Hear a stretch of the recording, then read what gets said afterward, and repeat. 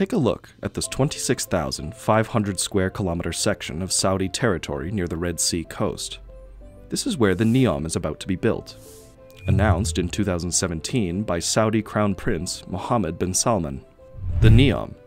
Loud, revolutionary, the biggest, and probably the boldest $1 trillion megaproject ever announced to date. Another futuristic challenge which is attempting to fulfill the greed and pride of the rich Saudi Arabia. This engineering marvel is part of a big package of tremendous megaprojects carried out in the Gulf region as a part of Saudi Arabia's policy for an oil-free future. From a floating port being created on a harsh desert called Oxagon, to crazy ski resorts in the mountains of Trojena, and ultimately, the strange idea of building a 170-kilometer long and 200-meter wide city known as the Line. This is all just a fraction of what Saudi Arabia wants to achieve by 2039. Amazing, isn't it? Okay, let's slow down a little bit here. Is it even possible to build this megalithic structure with current technology? Undoubtedly, construction has begun with great momentum, as can be seen by recent footage. Don't get us wrong, we really admire this insane idea. Yet, there is no way to overlook the controversy and criticism around the project. Do you remember the project of Jeddah Tower? The craziest Saudi idea of building a 1,000-meter high skyscraper that would proudly excel the Burj Khalifa? Exactly. They never managed to finish it. Yet, the $1.2 billion was spent. The project got dropped for two main reasons. First, they were trying to do something tricky by using a lot of concrete instead of steel to hold it up, which was risky. And along with that, the key investor was arrested by the Saudi government, along with many others, on charges of corruption. Yes, this is the first controversy that casts doubt on this project. Saudi Arabia is trying something that is beyond our engineering knowledge. They plan to apply cutting-edge technology that has never been used before. Meanwhile, some say that Saudi Arabia's NEOM project is built with blood, and they may not be too far from the truth. Let us bring you to the dark side of the NEOM project and why we think it might fail. The main idea behind such an audacious proposal is that the economies of the countries of the Gulf region rely heavily on petroleum exports, which may be untenable in the long-term vision of the future. Fossil fuels are not endless, right? Moreover, severe climate, high temperatures, and most of the country being covered by desert doesn't facilitate a stable economy and raises doubts about the well-being of future generations. The fact that a giant such as Saudi Arabia has decided to invest their exceptional wealth in securing their future is laudable.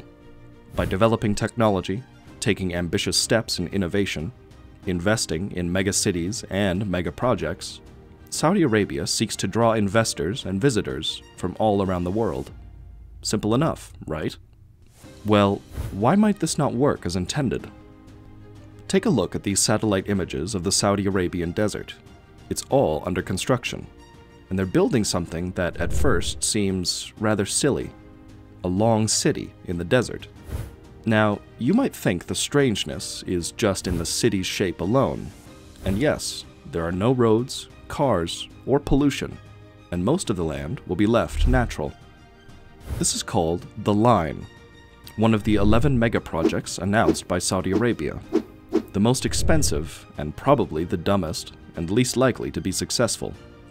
Just imagine, they are trying to build a 170-kilometer-long megacity, powered by 100% renewable energy and fixed at a claustrophobic size of 200 meters wide and 500 tall. All this is covered by huge glass cubes, making it a beautifully made modern cage for people.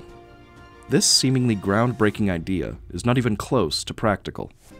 There are a couple of reasons why people have been building open-air cities for ages.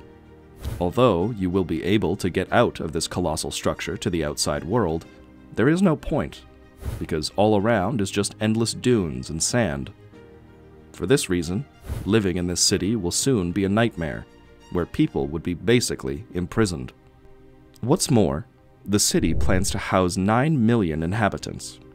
Picture this, 9 million people trying to move freely in this enormous structure, unbothered, casually working, buying groceries, or playing outside.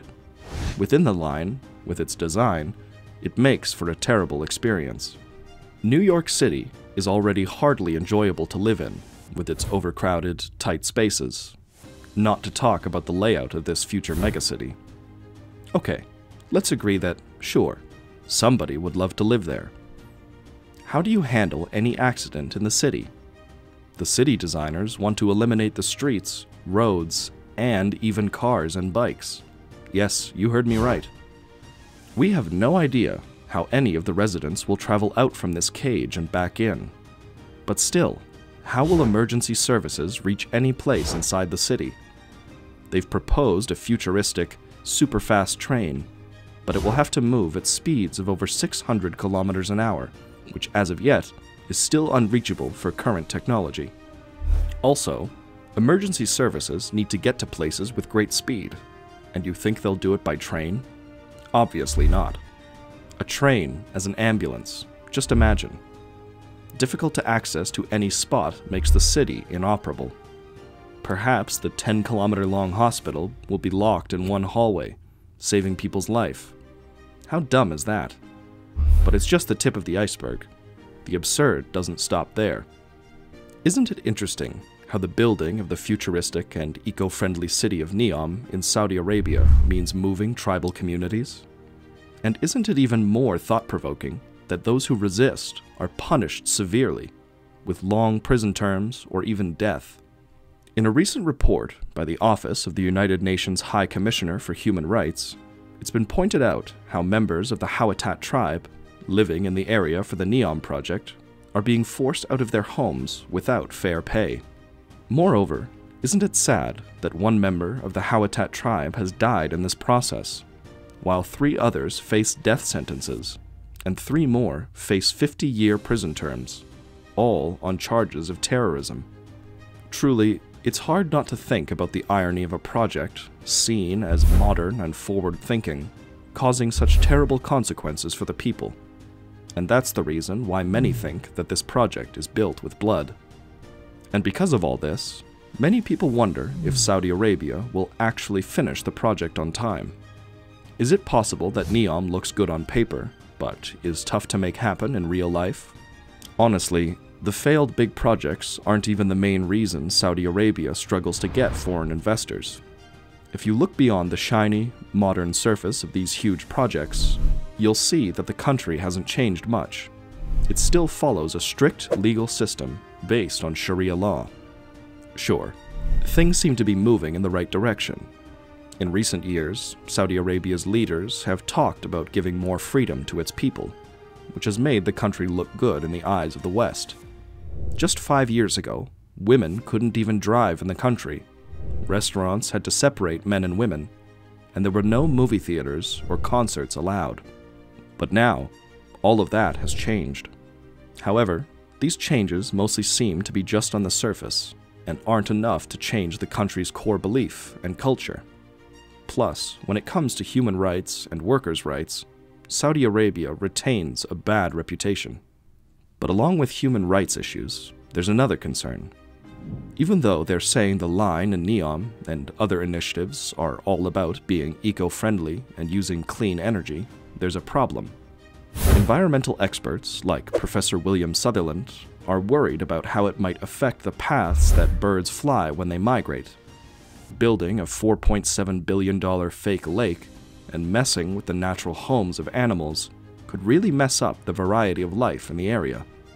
Saudi Arabia says there aren't any problems with the NEOM project, and that everything is being done the right way, according to the world's rules and best ways of doing things. With all these problems, it looks like it'll be hard for the Saudi government to get everything done perfectly on time.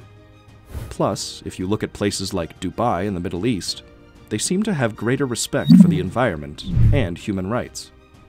People might wonder if Mohammed bin Salman can really turn the desert into his dream future. But we still need to know if the project will be done without hurting Saudis, or if it'll be done fairly. What are your thoughts on NEOM? Do let us know in the comments. Let us know what you would like to see in the next video. See you then.